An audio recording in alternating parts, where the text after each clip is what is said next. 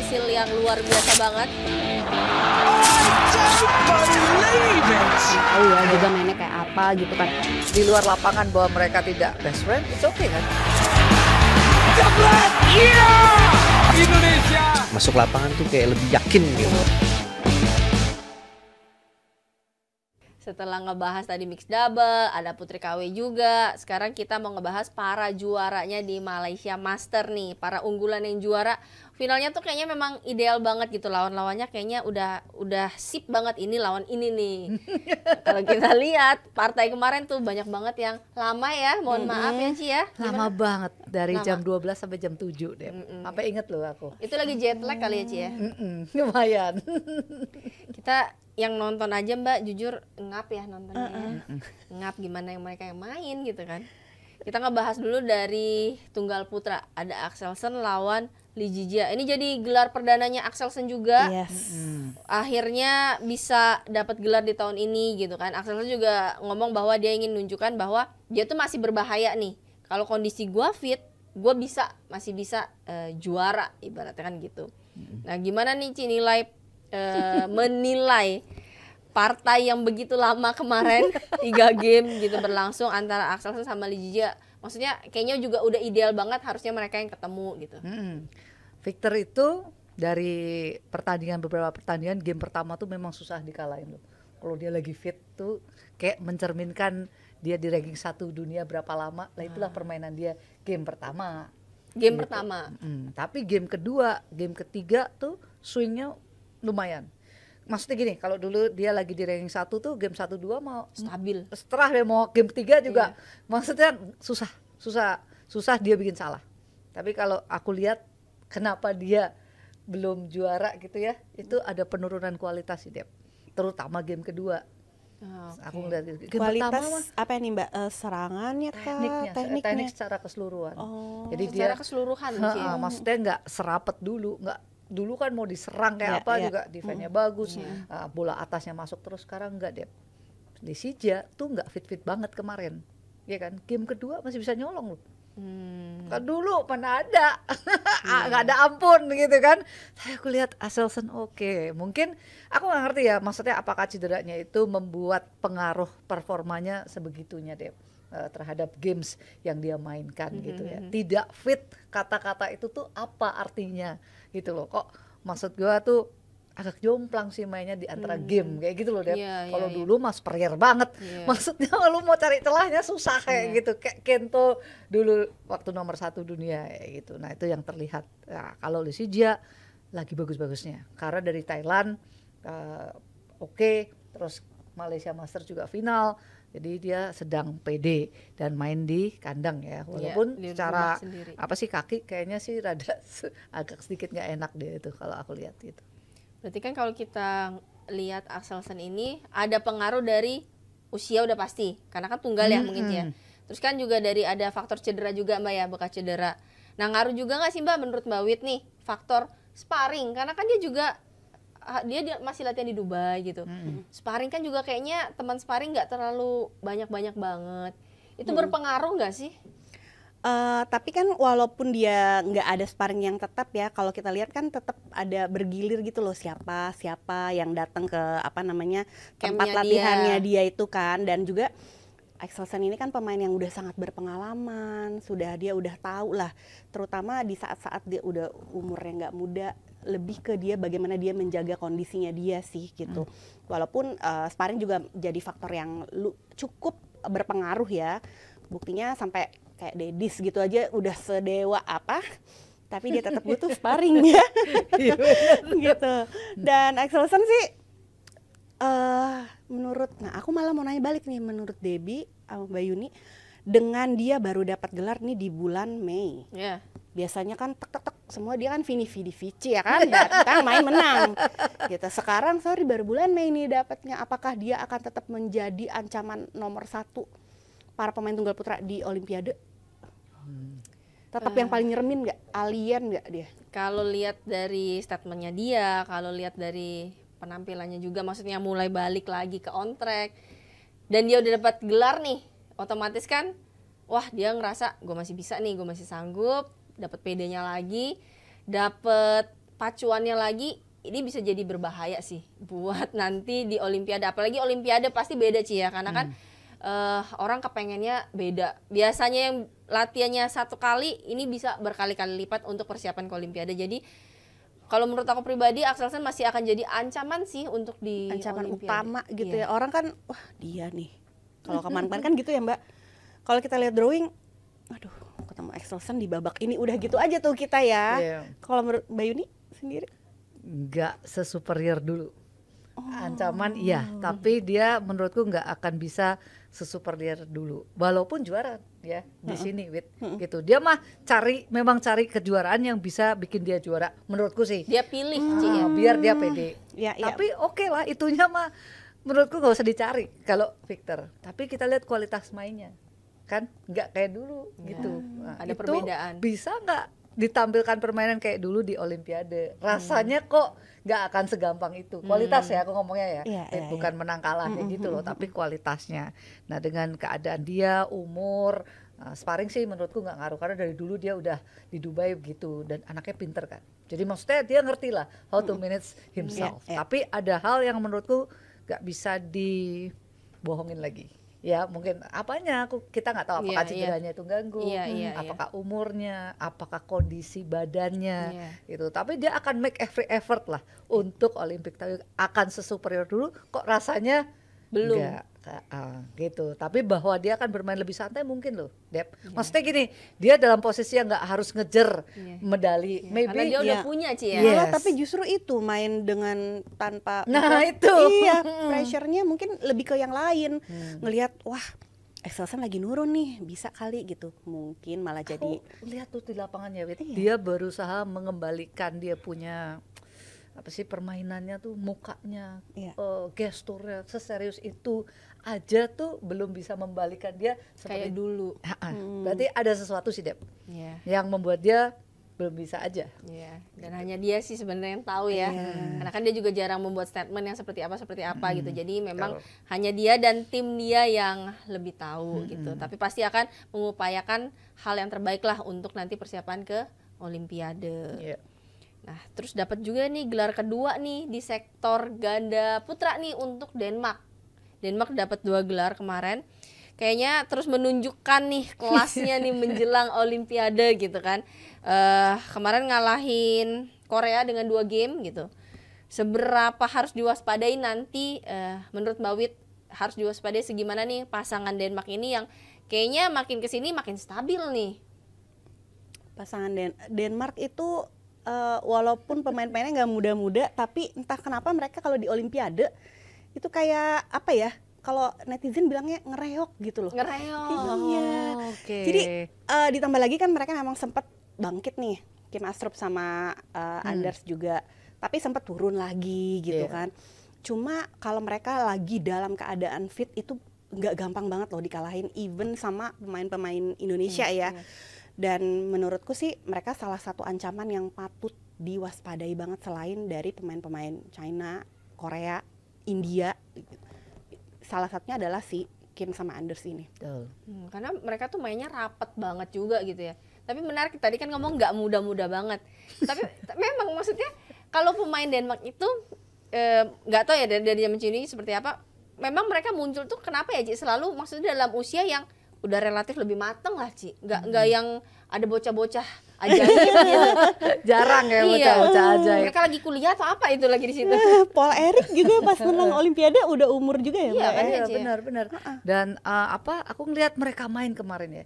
Tak liatin, oh ini apa sih Koreanya nih udah ngalahin 2 unggulan. Mana unggulannya Aron Chia-Suyik, terus satunya China kan kemarin ini He Jiting ya, Ren Xiangyu. Ini ketemunya juga pemain yang malah Denmark gitu yang usianya nggak muda. Tapi gue ngelihat kemarin tuh mereka kayak dedis gitu loh mainnya. Nggak mau adu kenceng. Lebih Efisien taktis, aja, iya. iya itu malah konyol musuhnya. Tak pikir nih mau main apa nih ya mereka nih. Adu-adu kuat ya, nggak bakalan lah kalau ketemu Nasengsung sama Jing Yong itu yang lagi on fire banget Iya, kayak gitu. masih Lebih tenaganya kuat masih ini mereka banget lah ya. Itu beneran kayak Dedi mainnya kemarin di kleser. Maksudnya dia lebih banyak main efektif Dia nggak mau banyak adu kuat, dia lebih banyak orang nyerang di flashing, orang nyerang di flashing. Nah itu kalau main kayak gitu kan nggak usah umur tuh Dep. Maksud gua I mean like ya mereka fit, terus mereka bisa main kayak gitu. Dan nggak semua pemain double bisa main kayak gitu. Gitu kan kalimatnya ya. Sepengen ngalahin Dedis aja tuh sesusah itu.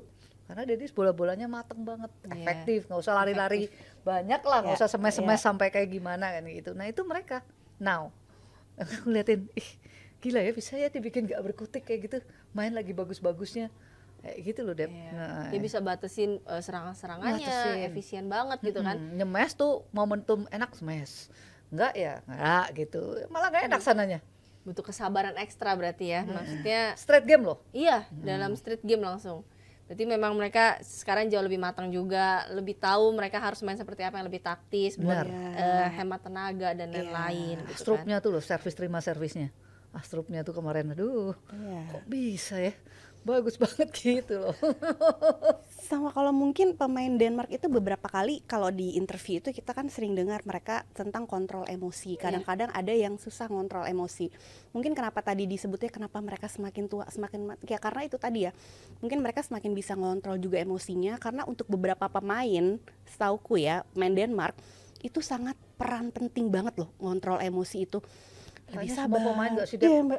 Enggak, Denmark itu sangat emosional meledak banget gitu ya. Jadi aku mau sebut nggak enak juga ya karena ini takutnya sebut nama apa gimana. Bahkan sampai lawannya itu bilang gitu loh. Oh kalau misalnya lawan dia gitu ya si pemain Denmark ini ya kita pancing aja emosinya. Nanti biar dia juga mainnya goyang. Dan itu memang dibilang di hadapan media gitu waktu kita interview. Banget Jadi ketika kalau aku ngelihatnya Axelsen itu wah. Dan kalau nggak salah pernah juga ini diungkap sama psikolognya atau siapa gitu mengatakan bahwa Axelsen itu bisa mengontrol itu, part itu yang memang sering menjadi ganjalan gitu loh buat pemain-pemain Denmark. Masalah emosi itu, jadi dia bisa sabar, dia bisa calm, bisa zen gitu loh, kontrol banget. Nah di situ dia bisa keluar, bisa meledak-ledak menjadi alien. Memang meledak-ledak sih kalau. Memang sih jadi ingat flashback kalau dulu lawan Visser sama Pedersen, gimana caranya kita harus ngerusak Pedersen ya. Karena Vissernya tuh walaupun partnernya mati gimana, dia bisa gitu tetap tenang, dia nggak apa-apa lah. Iya, gitu dia bisa mukanya tetap nggak emosi, dia tetap support. Tapi kalau ceweknya nih udah pukulnya udah nggak enak, dicecer mati terus, rusak tuh permainannya. Kacau deh. Kacau. Emang sih, memang benar sih. Jadi emang lebih meledak-ledak ya bisa dibilang. Itu jadi faktor yang penting juga itu buat udah dilewatin pemain. tuh sama Astrup sama udah lewat. Udah mature. Dia udah mereka udah Daddy's mode nih. Sekarang Daddy's mode. Aku sih ngeliatnya begitu kemarin. Ada juga partai yang bikin deg-degan, gemes, ngap sekaligus, yaitu partai Sindu lawan Wang Ziyi. Itu sempat unggul jauh banget di set ketiga 11-3 11-3 langsung dibalikan keadaan, berbalik unggul, game tuh dimenangkan oleh Wang Ziyi. Itu kita yang nonton jujur ngelihat Sindu tuh ngeri gitu, agak-agak ngeri karena kan kita tahu dia pernah operasi, dia pernah cedera dan mainnya kayak gitu tuh bener-bener gila banget sih. Apa sih kalau dari Ciuni nih, apalagi yang kemarin menyaksikan pertandingan langsung gitu kan. Selama berapa Mbak? Berapa menit itu? Ciuni? Dia nggak sampai 100 ya. 90. 99 kayaknya ya. Apa sih yang bisa kita petik dari match ini loh, Ci? Kalau lihatnya, ini dua pemain ya, tunggal putra dan tunggal putri, lapangannya tuh pengaruh banget. Pindah side itu langsung beda. Bedanya tuh signifikan deh. Dan itu kalau Sindu lawan Wang Ziyi itu 3 game begitu terus. Maksudnya satu sisi enak banget, satu sisi nggak enak banget. Jadi 11-3 pindah tempat. Itu pelatihnya sampai kedengeran tuh si Mas Agus itu ngomong jangan mau diajak main full court. Jadi jangan mau rally berat tiap Sindunya. Jadi dia harus cari celah momen, ya, nyerang. Dapat dia di lapangan enak. Oke. Bisa gitu karena kan enak nekennya, sananya susah. Balik tempat nggak bisa nyerang.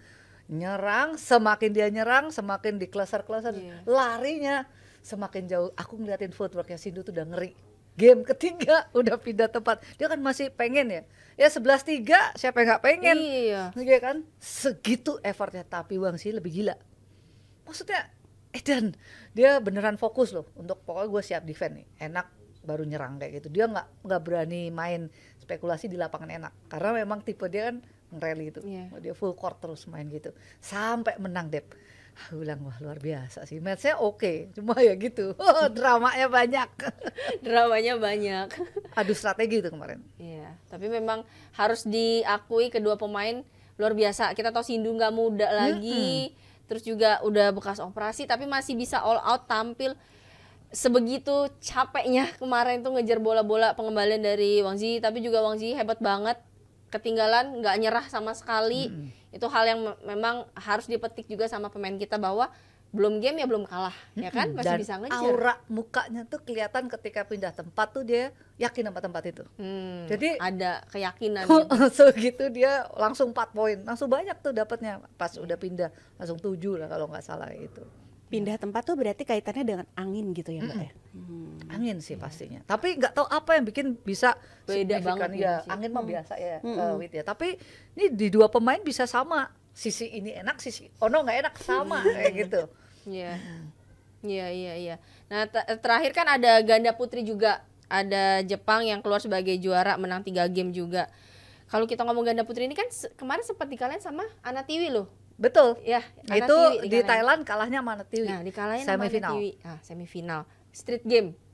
Berarti kan kalau ngelihat dari hasil itu, kita sekarang nggak ngomongin pemain Jepang ya, Ana Tiwinya nih Mbak Wit. Oh, ada Tiwi. Ya, Ana Tiwinya nih, Ana Tiwinya sendiri berarti kan bisa nih bersaing di, maksudnya dengan kemenangan kemarin Jepang ngalahin si Shinchan sama Lee Yurin, si Ana Tiwi ini kan ada di kelas yang sama harusnya Mbak Wit.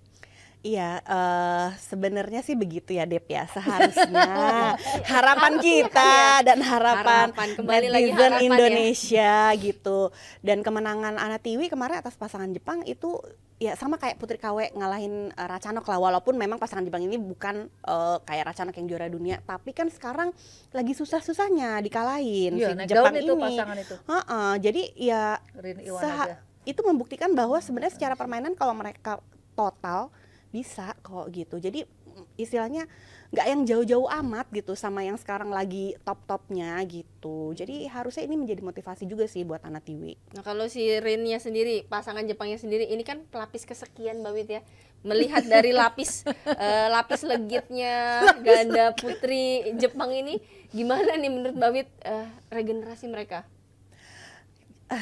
Semenjak Misaki Ayaka itu kayak gak putus-putus ya Mbak ya, ganda putri Jepang tuh. Aku pikir wah setelah misalnya Fukushima Hirota, terus ada Wakana sama Mayu, kirain udah nih. Karena mereka kan abis di Olimpiade Tokyo kan gak bisa bersinar lah dua-duanya kan. Fukushima Hirota karena cedera juga. Tapi ternyata ada lagi. Iya, dia kayak lapis ada legit Sida gitu ya. gitu, Nami Sida gitu yang walaupun memang nggak sebrutal superior Fukushima dan Hirota ya waktu itu di masa emasnya mereka gitu, tapi tetap aja mereka sekarang berhasil menyingkirkan temennya sendiri gitu dan naik masuk menjadi peraih tiket Olimpiade gitu. Jadi masih banyak kayak ini, jangan khawatir kok Didi, semangat. Masih banyak semangat buat tim ganda putri, semoga bisa bikin lapis legit juga gitu kan. Soalnya kalau Didi pernah bilang waktu itu aku pernah tanya kok negara mana, ganda putri mana yang secara strategi dan taktik paling bagus, kok Didi bilang Jepang gitu. Karena waktu itu kan sempat Grace Apri agak susah ngalahin Fukushima Hirota waktu itu. Iya. Di saat mereka memang lagi rapat-rapatnya, emang itu pasangan susah banget. Susah banget, bener. Nah mungkin kan ya Jepang mewariskan trik-trik itu ke lapis 200 gitu kan. Jadi harus siap-siap kok Didi. Karena memang sedikit berubah kalau kita lihat pola permainan Jepang yang dulu full rally terus, Sekarang tuh nggak lagi, mereka bisa nolo panjang, mereka bisa nolo pendek, mereka bisa full menyerang gitu kan. Jadi udah banyak banget perubahan juga yang dirasakan kita sebagai penonton ngelihat ganda putrinya dari Jepang. Habis dia mainnya kayak ganda putra. Aku sih ngelihatnya nggak kayak gitu sih. Maksudnya gini, Jepang punya beberapa pelapis tapi kan nggak sesuperior yang dulu menurut gue ya. Maksudnya Hana Tiwi gue juga punya. Maksudnya bisa bersaing loh, bukan jauh. Bisa menang kok malahan gitu. Jadi startnya bareng nih, ya kan? Maksudnya mereka pelapis gue juga bagus sekarang. Memang sayangnya Ripkanya retired. Kemudian si Tarjo cedera. Tolong Trias sama panggungnya. Tapi ini kan nanti si Rachel Amalani. gitu. Jadi Enghian kan punya lapisan. Kalau dulu agak jauh. Sekarang enggak loh. Ya, mulai berarti, ada lagi mulai berarti terlihat positif ya. Nah, mulai bareng dong sama Rin Iwanaga Nakanishi ini. Startingnya sama, karena menurutku mereka juga nggak stabil banget loh. Dulu pertama keluar Sayaka sama itu Sayaka Hirota sama Fukushima langsung pokoknya yang bisa ngalahin ya top Wakana doang sama Mayu. Kalau ini enggak sekarang deh. Jadi petanya much better untuk ganda putri Indonesia menurutku. Ya mudah-mudahan yang diganti pasangan baru ini bisa juga amin ya Ci ya. Mudah-mudahan bisa dapat tren yang lebih baik lagi. Jadi Ko Didi nggak migren lagi juga. Baru masuk rumah sakit Ko Didi. Jadi semoga banyak pelapisnya, jadi Ko Didi tetap sehat terus kok ya. Semangat kok. Nah, mau ngingetin juga nih sekali lagi buat Jebret Team, jangan lupa buat beli merch-nya Jebret Media yang ada di e-commerce kesayangan kalian. Seperti ini ada juga kaos dari Timnas Indonesia. Langsung di check out, langsung klik link di deskripsi. Jangan sampai kehabisan. Oke? Nah, jangan kemana-mana karena kita akan balik lagi masih ngebahas pembahasan yang makin seru. Tetap di PBI nak. Hasil yang luar biasa banget.